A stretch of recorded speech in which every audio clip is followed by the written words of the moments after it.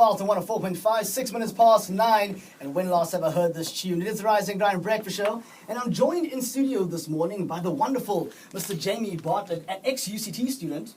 Ex-UCT. Good morning. Good morning, waking up nicely, and of course an ex-Rondebosch boys. Hi, Rondebosch old boys. So if you're a Rondebosch old boy, I'm sure you're very proud right about now. How are you doing this morning, Mr. Bartlett? I'm tremendously well. I've had the no caffeine. No caffeine, No, right? but the morning stool, everything's A-OK. 600 grams of salmon, if I'm not mistaken. 600 grams of salmon and some steamed broccoli. Now that's what you want to be eating in the morning, especially if you're working out. Definitely. The protein power, that right there. So good to have you in studio. I'm glad you joined us. And for a fantastic reason, too. Your show is starting at the Baxter very, very soon. It runs till the 1st of March.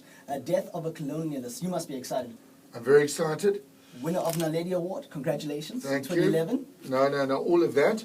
And I'm very excited. And it's such a privilege for me to find an excuse to get away from my show and, my television show, and to find something that I can come and play with that entertains the muscularity of what I really do, and that's perform on stage. Now, a lot of us know you from, of course, Rhythm City, your character, David Gennaro, who is one of my favorite characters of all time on South African television. Is such a badass. It's amazing. I got a tweet from Blessing, who asked, how's the shift been from that character to the character you're playing in Death of a Colonialist? It's a very, very big shift just in terms of ego status, and I'm playing a 65, 70-year-old man on stage. And, one just needs to swing the pelvis in a very different way, and the gait and the carry of the character. Obviously, the vocal presentation. And these are gears that I'm trained to do. It's a big step, but I know the way through the door. Yeah.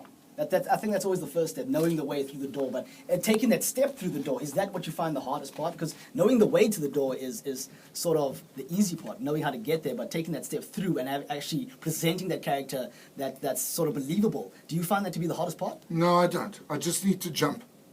Just jump. Yeah. I love it. I love it. Now, can you tell us a bit more about the show itself, for those of us who haven't maybe seen it or heard about it? Okay, this is a show that has many, many facets. So on the outside, it's a family. It's a Grahamstown family. Its dad is a teacher. Its mum who lives on the property. It's South Africa's greatest thing when we export our kids. So the one beautiful daughter is living in Canada. She's married with kids. The son is living in Australia. Mum and dad at home in South Africa.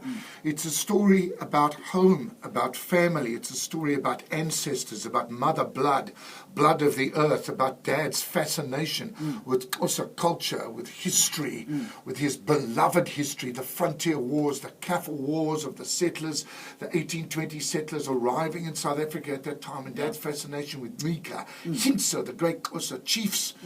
It's about that. It's about terminal illness.